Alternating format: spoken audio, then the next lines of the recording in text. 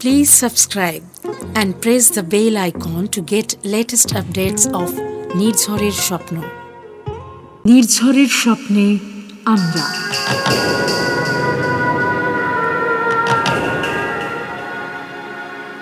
শ্রুতিনাট্যে গল্প অনুষ্ঠানে আপনাদের সকলকে আমরা জানাই স্বাগত।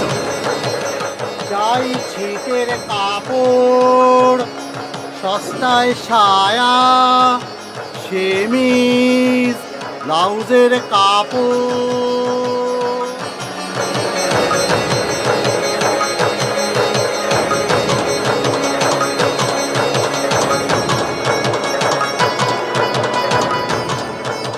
আজকের গল্প ফেরিওয়ালা, কাহিনী নরেন্দ্রনাথ মিত্র।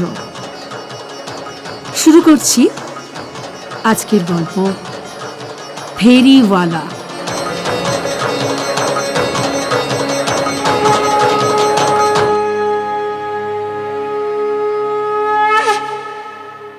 চাই ছিটের কাপড়, সস্তায় সায়া, সেমিজ ব্লাউজের কাপড়, ছিটের কাপড়। সদর রাস্তা থেকে ফেরিওয়ালা শহরতলির সরু গলির মধ্যে ঢুকে পড়ল। দুই দিকে সারে সারে বাড়ি, ছাদে রেলিংয়ে নানা রঙের শাড়ি শুকোচ্ছে। স্তব্ধ দুপুর, পুরুষেরা কাজে বেরিয়েছে, মেয়েরা রান্নাঘরের কাজ মিটিয়ে কোলের ছেলেকে ঘুম পাড়াবার সুযোগে নিজেরাও ঘুমিয়ে নিচ্ছে একটু। মিষ্টি মোলায়েম সুরে ঘুম ভাঙানো ডাক দিতে দিতে ফেরিওয়ালা এগিয়ে চলল।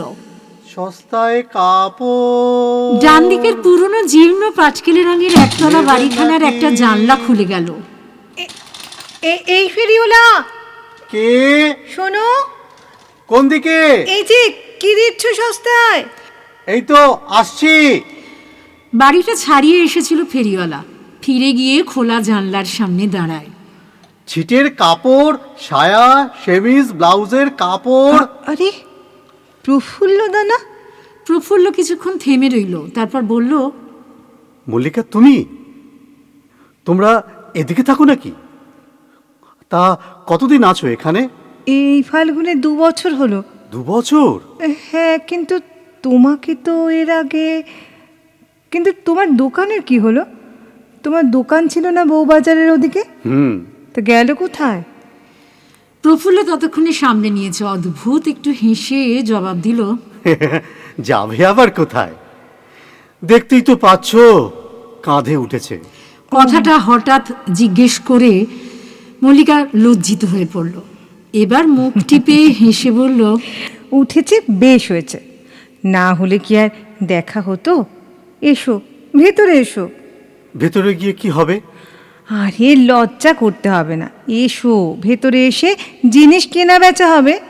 মা আছে ভেতরে, এসো, ভয় নেই। মল্লিকা আবার একটু ঠোঁট টিপে হাসল। প্রফুল্ল একটু হেসে তাকিয়ে রইল সেই চাপা পাতলা ঠোঁটের দিকে। আশ্চর্য, হাসলে এখনো ভারী সুন্দর দেখায় মল্লিকাকে।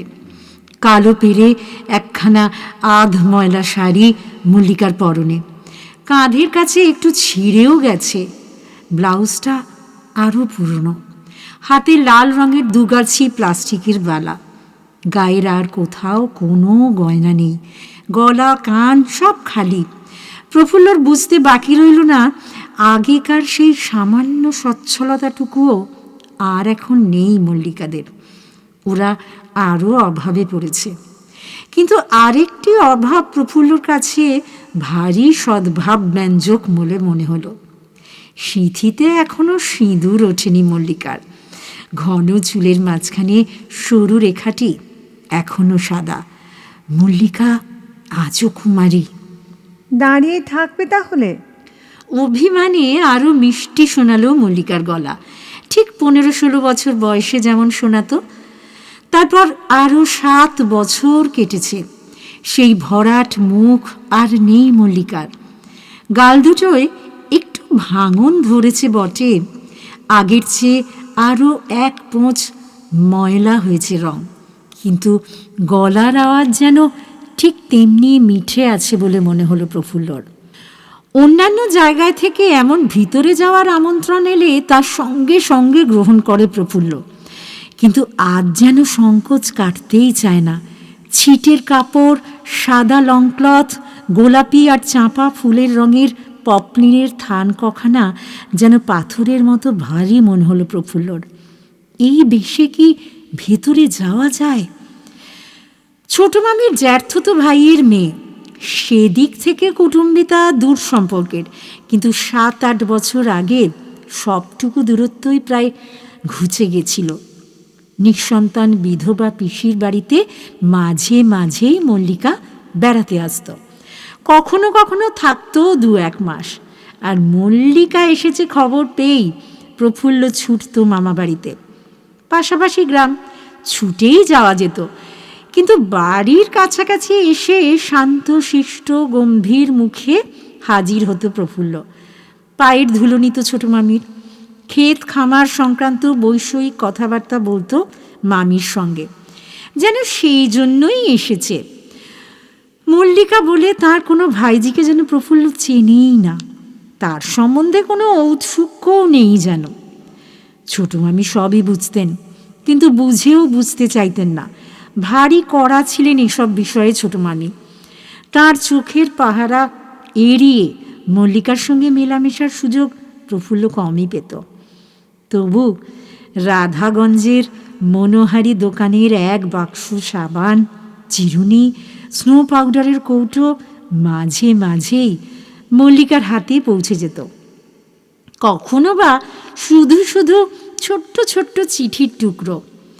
আর মামা বাড়ি থেকে ফেরার পথে প্রফুল্লর শার্টের ঝুল পকেট থেকে বেরোতো ফুল তোলা রুমাল কিংবা বালিশের ঢাকনি। মামিমা বাইরে যত করাই হন, ভিতরে ভিতরে মনটা একটু নরমই ছিল তার। আকারে ইঙ্গিতে প্রফুল্লর কথাটা পেরেও ছিলেন জ্যাঠতুতো ভাইয়ের কাছে, কিন্তু মল্লিকার মা বাবা মাথা পাতেননি। মল্লিকার আরও 2 আইবুড়ো দিদি ছিল তখন, তাছাড়া তাঁদের নজরও ছিল উঁচু। 3rd ক্লাস পর্যন্ত পড়া মফস্বল শহরের 25 টাকা মাইনের মনোহারি দোকানের কর্মচারী প্রফুল্ল কর তাঁদের আশা আকাঙ্ক্ষার অনেক নিচে পড়েছিল।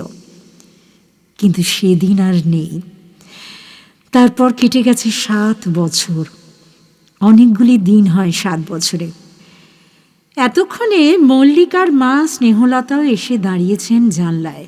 কার সঙ্গে কথা বলছিস মলি? কে এসেছে?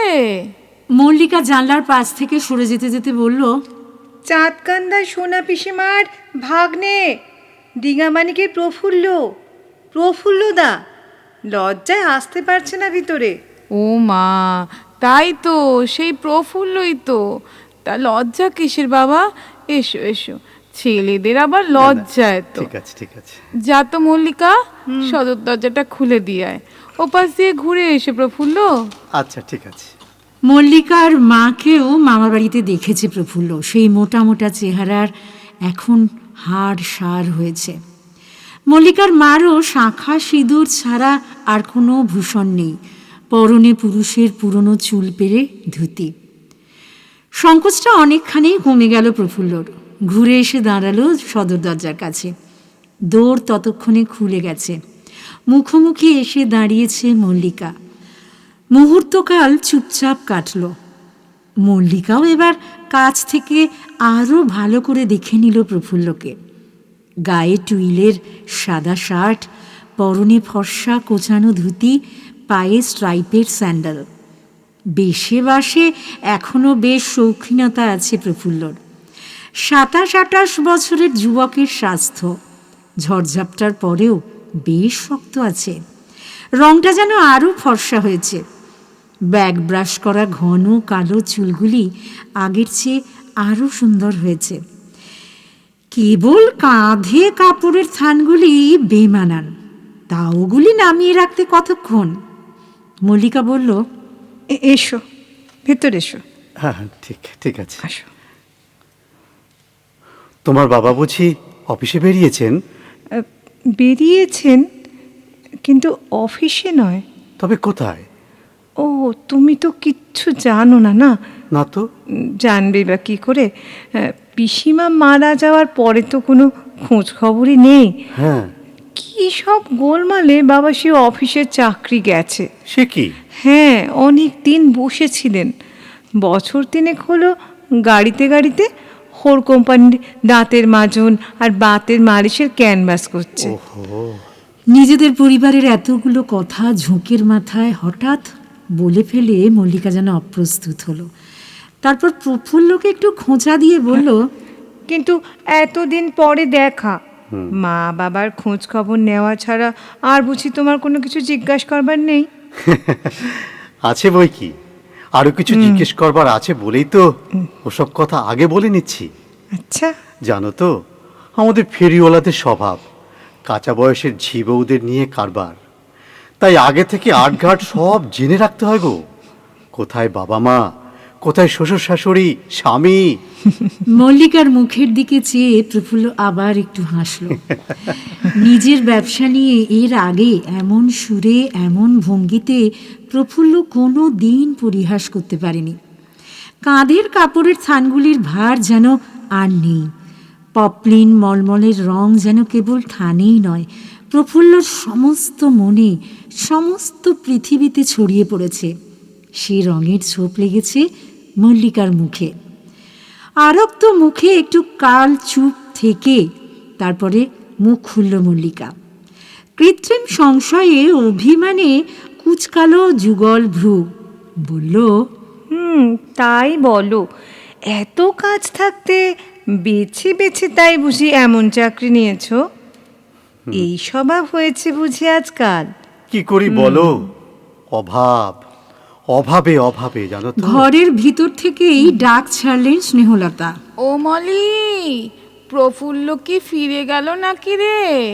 রোদের মধ্যে দাঁড়িয়ে দাঁড়িয়ে কি যে তোরা কথা বলছিস, আয় না ভিতরে আয়, ঘরে আয়। এসো এসো, ঘরে এসো, আসো। তারপর বউ কেমন আছে? জিজ্ঞেস করতে বুকটা একটু দুলে উঠল মল্লিকার, গলাটাও যেন একটু কেঁপে উঠল। প্রফুল্ল হেসে উঠল। কেবল বউ, ছেলে পুলে, নাতি নাতনি, এদের কথা জিজ্ঞেস করলে না তো? মল্লিকার বুকের পাথর যেন থেমে গেল। তবু একটু সংশয়ের সুরে বলল, সত্যি এখনো বিয়ে করনি তুমি? খেপেছো?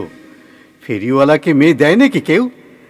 ও দেয় না কি দেয় দেখা যাবে। এসো, এবারে এসো, আর দেরি করো না। প্রফুল্ল লক্ষ্য করলো আগেকার মতো লজ্জা সংকোচ আর নেই মল্লিকার। অনেক প্রগল্ভা হয়েছে, অনেক বদলে গেছে। তাতে কি হয়েছে, প্রফুল্লও কি বদলায়নি? সমস্ত বাড়িটা নিস্তব্ধ। আর এক ঘর ভাড়াটে থাকে এ বাড়িতে, নতুন স্বামী স্ত্রী। মাত্র বছর খানেক বিয়ে হয়েছে। অফিস কামাই করে অরুণবাবু ম্যাটিনি শোতে সিনেমা দেখতে বেরিয়েছেন বউকে নিয়ে। যেতে যেতে তালাবন্ধ দুখানা ঘরের দিকে আঙুল দেখিয়ে দু এক কথায় অরুণবাবু আর তার বউয়ের কাহিনী প্রফুল্লকে শুনিয়ে দিল মল্লিকা। তারপর ছোট্ট প্যাসেজটুকু পার হয়ে নিজেদের ঘরে এসে ঢুকল। মাঝারি ধরনের একখানা ঘর, আধখানা বাজে কাঠের একজোড়া তক্তপোষে জোড়া, নিচে বাক্স, প্যাঁটরা, হাঁড়ি কুড়ি, গৃহস্থালির নানা রকম দরকারি আধ দরকারি জিনিস। স্নেহলতা সস্নেহে আমন্ত্রণ জানালেন। এসো বাবা, এসো প্রফুল্ল, এসো। না, না, আহা, ঠিক আছে। জুতো পরেই এসো, কোনো দোষ হবে না। বসো বসো, এখানে তক্ত বসে বসো। প্রফুল্ল এসে তক্তপোষে বসল, নামিয়ে রাখলো কাঁধের কাপড়গুলো। ভালোই বসো বাবা, ভালোই বসো। ইস, কিরকম ঘেমে গেছে দেখো। দাঁড়িয়ে রইলি কেন মলি? পাখাটা নিয়ে আয়, একটু বাতাস কর। ঠিক আছে ঠিক আছে। তালের পাখাখানা নিয়ে এসে একটু দূরে দাঁড়িয়ে বাতাস করতে লাগলো মল্লিকা। স্নেহলতা বললেন, একটু দোকান টোকানের মতো দিয়ে বসলে হয় না? অবশ্য কিছুতেই দোষ নেই আজকাল। কতজনে কত কি করে খাচ্ছে, চুরি বাটপারি না করলেই হলো। কিন্তু রোদে রোদে এমন করে ঘুরে বেড়াতে কষ্ট হয় তো বাবা। হ্যাঁ, কষ্ট তো হয়। তবে এবার একটু দোকানের মতোই দেবো ভেবেছি। ভালো করেছো, ভালো এই করেছো। উল্টোডাঙ্গার ওদিকে একখানা ঘরেরও খোঁজ পেয়েছি। বাহ, কথাবার্তা সব একরকম ঠিকঠাক হয়ে গেছে। বাহ, বাহ, বাহ। এবার একটা ওই ভালো দিন টিন দেখে। তা তো বটেই, শুভ কাজ কি অদিনে অক্ষণে করতে হয় বাবা। ভালো দিন ঠিন নিশ্চয়ই দেখে নিও। ঠিক আছে। তারপর একটু চুপ করে আরেকটু ইতস্তত করে ভয়ে ভয়ে স্নেহলতা বললেন, বলছি, বিয়ে টিয়ে করেছো নাকি এখনো? করলে তো শুনতেই পেতেন। তা তো বটে। ওসব কথা ভাববার সময় কই মাসিমা। ভুগে ভুগে দাদা মারা এ গেলেন, বাবা, বৌদি, 3টে ভাইপো ভাইজি, কাউকেই তো ফেলবার ঝো নেই। সে তো বটে। অথচ এ বাজারে। তোমার বাবা আছেন না প্রফুল্ল? আছেন, কিন্তু জানেন মাসিমা, সে না থাকারই সামিল। কেন? চলতে ফিরতে পারেন না, আর ভালো করে চোখে দেখতেও পান না। এ বাবা, এ বাবা। সবই আমাকে দেখতে হয়। তুমি উপযুক্ত ছেলের কাজ করছো বাবা, আর আমি সব শত্রু ধরেছিলাম পেটে। কেন? ছেলে একবার খোঁজ খবরও নেয় না জানো। সে কি? বউ নিয়ে আলাদা হয়ে রয়েছে। তাই? নইলে আমার কিসের দুঃখ বলো। ছেলেই যদি ছেলের মতো সে কি? হতো, তাহলে কি বুড়ো বয়সে ওকে অত কষ্ট করতে হয় না? আমার মল্লিকা এত কষ্ট এই পায়। কাঠারি চাপা রঙের কাপড়টার গজ কত করে গো? প্রফুল্লদা এই কথাটা উচ্চারণ করল না মল্লিকা। কত করে তা জেনে কি হবে? তোমার কগজ দরকার, তাই আগে বলো। মা, দরদাম না করে জিনিস কিনবো কেন? যদি ঠকিয়ে দাও? চুপ কর মুখ পুরি। তুমি ওর কথায় কান দিও না বাবা, কিছু মনে করো না। মল্লিকা মার কথা কান্না দিয়ে বলল, আরে, এই আসমানি রঙের পপলিনটা? দু হাতে রঙিন কাপড়গুলি ঘাঁটতে লাগলো মল্লিকা। সে যেন রঙের সমুদ্রে ডুব সাঁতার কেটে চলেছে। যত সব দেখলাপনা, ওসব রেখে প্রফুল্লকে একটু চাটা করে দিবি তো, দে না। না না না না, এই যে এত যা গরম, এই গরমে চা খাই না। না না, কিছু তো খেতে হবে বাবা। আর না না, চায়ের দরকার নেই। কিসের যে দরকার তা জানে মল্লিকা। কাপড়ের থানগুলি সরিয়ে রেখে মল্লিকা উঠে গিয়ে তাক থেকে কাঁচের গ্লাসটা পেরে নিল। চা খাওয়ার জন্য সামান্য একটু চিনি আছে কৌটোয়, উপুর করে ঢাললো গ্লাসের মধ্যে। তারপর মিনিট কয়েকের মধ্যেই 1 গ্লাস শরবত এনে প্রফুল্লর সামনে এসে দাঁড়ালো। আরে এসব কেন? এসব আবার কি করলে? নাও না বাবা। কিন্তু সাগ্রহে হাত বাড়িয়ে নিল গ্লাসটা। নেওয়ার সময় আঙুলে আঙুলে ছোঁয়া লাগলো, ফিরিয়ে দেওয়ার সময়ও তেমনি আঙুলে আঙুলে লাগলো। তারপর প্রফুল্ল বলল, মল্লিকা, ওই পছন্দ মতো যে কোনো কাপড় থেকে 2 গজ কাপড় তুমি রাখো। না না, কাপড়ে দরকার নেই প্রফুল্ল। ব্লাউজের অভাব আছে কিনা বাক্সে, যত দেখলাপনা। ভগবান যদি মুখ তুলে চান, যদি নিতে দেন, তখন প্রফুল্ল এখন থাক। গজ নয়, গজপতির দিকে দৃষ্টি স্নেহলতার। বললেন, কবে আসবে বাবা আবার? আসবো, ঠিক একদিন আসবো। একদিন নয় বাবা, এই রবিবারই এসো। দুপুরে এখানে খাওয়া দাওয়া করবে। মল্লিকার বাবাকেও থাকতে বলবো, দেখা সাক্ষাৎ কথাবার্তা হবে তার সঙ্গে। এসো তুমি, হ্যাঁ এসো। প্রফুল্ল ঘাড় নাড়ল, কাপড়ের থানগুলি ফের তুলল ভারী। আবার যেন ভারী ভারী লাগলো জিনিসগুলি। স্নেহলতা মেয়েকে বললেন, হাঁ করে দাঁড়িয়ে কি দেখছিস? প্রণাম কর। না না না না, দুজনেই ভারী ঠিক আছে, কুণ্ঠিত। ঠিক আছে, ঠিক আছে, স্নেহলতা ঠিক তো জানেন না, অত ঘটা করে প্রণামের রেওয়াজ নেই আজকাল। তবু একটু মজা করবার জন্য নিচু হয়ে প্রফুল্লর পায়ের ধুলো নিল মল্লিকা। তারপর মাথা তুলতেই প্রফুল্লর ঝুল পকেটে মাথা ঢুকে গেল, আর খবর কাগজে মোড়া একটা পুলিন্দা পকেট থেকে ছিটকে এসে মেঝে পড়ল। এটা কি? ও ও কিছু নয়, আরে, একটা শাড়ি। শাড়ি? কার শাড়ি? আবার কুঞ্চিত হলো মল্লিকার ভ্রু। অবশ্য পরের মুহূর্তেই প্রফুল্লর হাসিতে তার অমূলক আশঙ্কা দূর হলো। খদ্দরের শাড়ি, বিক্রির জিনিস, যে নেবে তার। আচ্ছা, দেখি একটু, দেখি না কিরকম জিনিস। দাঁড়াও দাঁড়াও, খুলবো? না না না, দাঁড়াও দাঁড়াও, আমি আমি আমি নিজেই খুলে দেখাচ্ছি। আচ্ছা। তারপর সযত্নে কাগজের মোড়ক খুলল প্রফুল্ল, একটা ভাঁজ খুলে মল্লিকার সামনে ধরে রেখে বলল, দেখো, এই দেখো দেখো মল্লিকা, দেখো। দেখবে কি? মল্লিকা অপলকে চেয়ে রইল খানিকক্ষণ। গাঢ় লাল আগুনের রঙের শাড়ি, ছুঁতে সাহস হয় না। রুদ্ধশ্বাসে মল্লিকা বলল, কি কি কাপড় এটা? কত দাম? বিষ্ণুপুরি সিল্ক। বাজারে 75-এর 1 পয়সা কমেও কেউ দেবে না। আমি কিন্তু 65-তে দিতে পারি। 65? সে যে কতগুলো টাকা! অত টাকার শাড়ি পরবার কথা স্বপ্নেও ভাবতে পারে না মল্লিকা। কিন্তু শাড়িখানা যে স্বপ্নের চেয়েও চমৎকার। সিল্কের কাপড়ের কেবল নামই শুনেছে মল্লিকা, ছুঁয়ে দেখেনি, পরেও দেখেনি। কীরকম লাগে পরতে, কীরকম অনুভূতি হয়, কোনো আনন্দের সঙ্গে তার তুলনা দেওয়া চলে? প্রফুল্ল আবার 2-1টা ভাঁজ খুলে দেখালো। যত খোলে তত যেন চোখ ঝলসে যায়, আগুন লাগে রক্তে। প্রফুল্ল বলল, একেবারে আনকোরা নতুন। নতুন তো বটেই, কাগজে আঁটা, দোকানের নাম লেখা রয়েছে ইংরেজিতে। মল্লিকা লক্ষ্য করে দেখেছে। প্রফুল্ল আবার বলল, ঘর থেকে পা বাড়ালেই 75, তার উপর সেল ট্যাক্স। 1 পয়সা কমে এ জিনিস কেউ দিতে পারবে না। আমি কিন্তু 65-তে দেব। হঠাৎ যেন চমক ভাঙল প্রফুল্লর। এইসব সে কার কাছে কি বলছে? মল্লিকার মতো অনেক মেয়ে, অনেক বউ প্রফুল্লর শাড়ির মহার্ঘ ভাতার কথা জেনেছে বলে মল্লিকাকেও কি তাই জানতে হবে? ছি ছি ছি। প্রফুল্ল তাড়াতাড়ি শাড়িখানা ভাঁজ করে কাগজে জড়িয়ে নিল। তারপর ঘর থেকে বেরিয়ে গিয়ে বলল, যাই আজ, মহাজনের মাল কিনা, না হলে 65 হোক 75ই হোক, কিছুতেই পিছপা হতাম না। মল্লিকাও সহজে পিছপা হবে না। প্রফুল্লর পিছনে পিছনে গিয়ে নিচু গলায় বলল, সদরের কাছে একটু দাঁড়াও, আমি এক্ষুনি আসছি, যাবে না কিন্তু? ঠিক আছে। লুব্ধ এক জোড়া চোখ মল্লিকার দেখতে পেয়েছে প্রফুল্ল। কেবল মল্লিকার নয়, নাম না জানা গৃহস্থ ঘরের অনেক বউ, ঝি, কিশোরী, প্রৌঢ়ার চোখও এমনি চকচক করে প্রফুল্লর বিষ্ণুপুরী সিল্কের রঙের শাড়ি দেখে।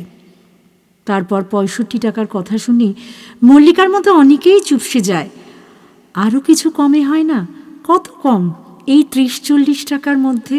প্রফুল্ল হেসে ওঠে, কখনো বা রাগ করে চলে যায়, যেন মহা অপমানিত হয়েছে। কিন্তু রাগ করে বেশিক্ষণ থাকতে পারে না। একটু বাদে ফের এসে জানলায় দাঁড়ায়, মধুর কণ্ঠে ডাকে, কই গো দিদিমণি, আসুন। যেতে যেতেও যেতে পারলাম না।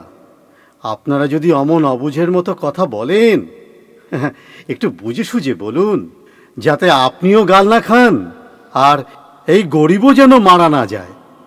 দিন তো 50 টাকা ফেলে দিন। প্রফুল্ল ফিরে আসায় দিদিমণি কি বৌদিরানির মুখখানাও বেশ খুশি খুশি দেখা যায়।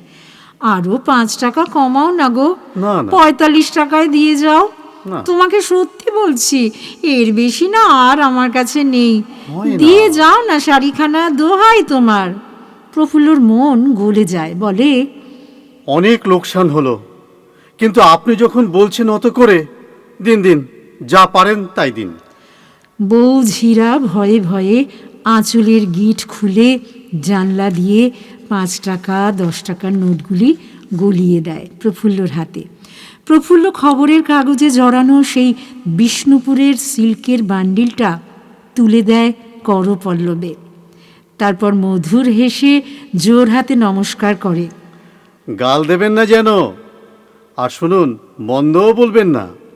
তারপর দ্রুত পায়ে জানলার কাছ থেকে সরে যায়। মোড়ের পানওয়ালা বিড়িওয়ালাকে 2 টাকা বখরা ফেলে দিয়ে ছুটে গিয়ে চলন্ত বাসট্রামের হ্যান্ডেল ধরে। বিষ্ণুপুরী সিল্কের শাড়িখানা কেবল মহাজনের মাল নয়, প্রফুল্লর ব্যবসার মূলধন। এই জিনিস কি করে হাতছাড়া করবে প্রফুল্ল?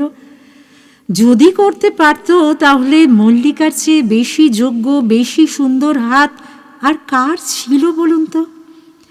2-3 মিনিটের মধ্যেই মল্লিকা ঊর্ধ্বশ্বাসে ফিরে এলো। প্রফুল্লর প্রায় বুকের কাছে ঘেঁষে দাঁড়িয়ে বলল, শোনো, মার কাছে ছিল 10 টাকা, এটা আমি লুকিয়ে লুকিয়ে 15 টাকা জমেছিলাম। আচ্ছা। এই নাও, আমার কাছে আর কিছু নেই।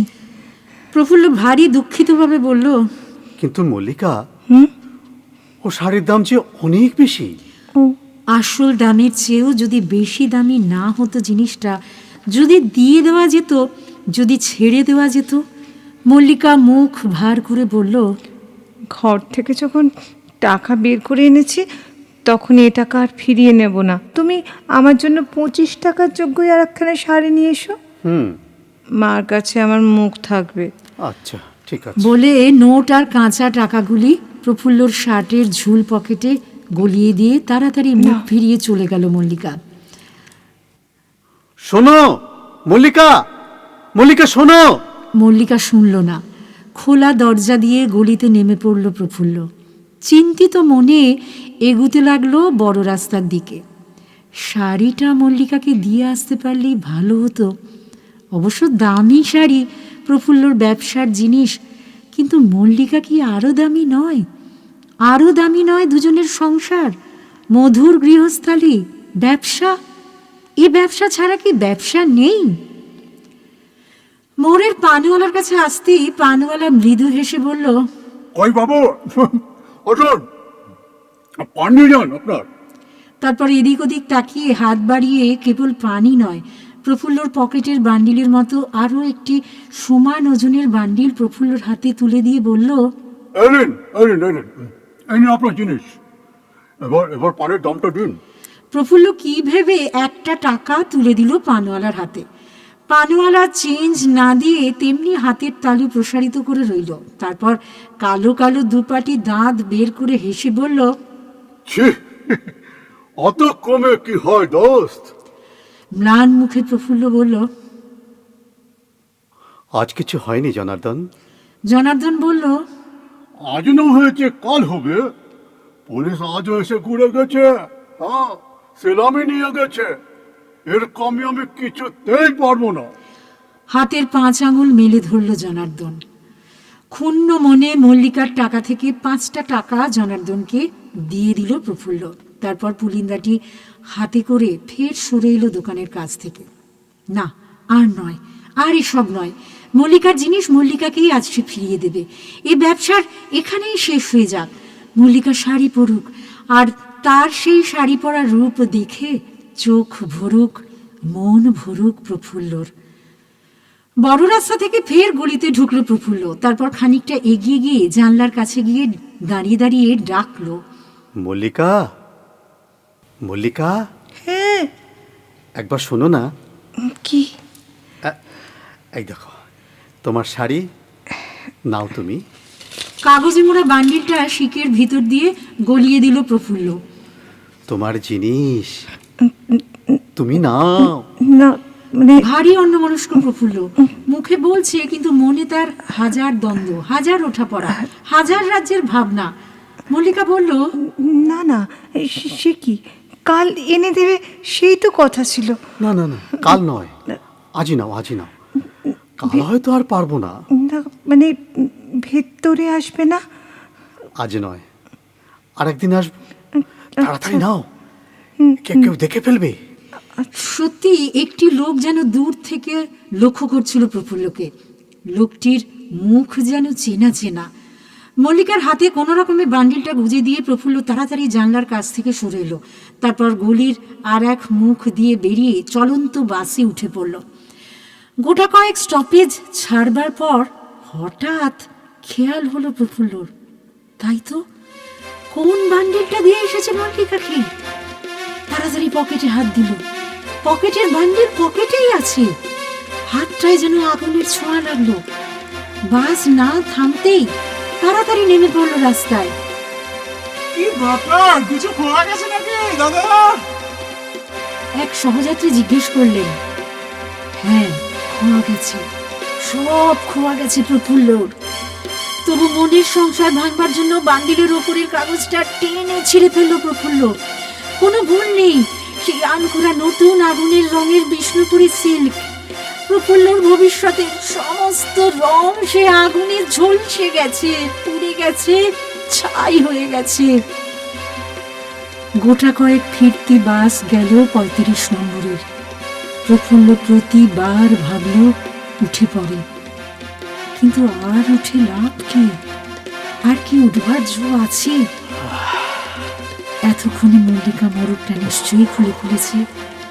তারপর বাগবাজার, শ্যামবাজার, বউবাজারের আরো অনেক তন্নি সুন্দরী বউ, ঝি, কুমারী কিশোরীদের মতো মল্লিকাও হতভম্ব। নিষ্পলক চোখে মোড়কের ভিতরের জিনিসটার দিকে তাকিয়ে রয়েছে। প্রফুল্লর অপূর্ব ম্যাজিকের বলে মল্লিকার সাধের, মল্লিকার হাতের সেই বিষ্ণুপুরী সিল্ক 1 গজ পাটের চটে এতক্ষণে রূপান্তরিত হয়ে গেছে। শুনছিলেন ফেরিওয়ালা, কাহিনী নরেন্দ্রনাথ মিত্র।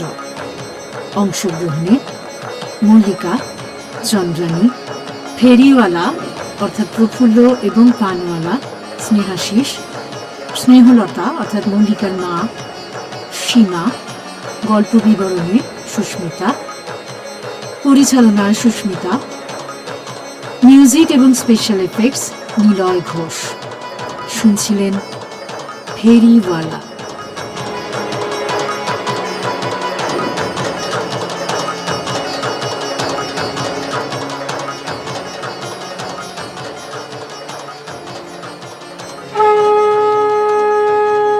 শ্রুতিনাট্যে গল্প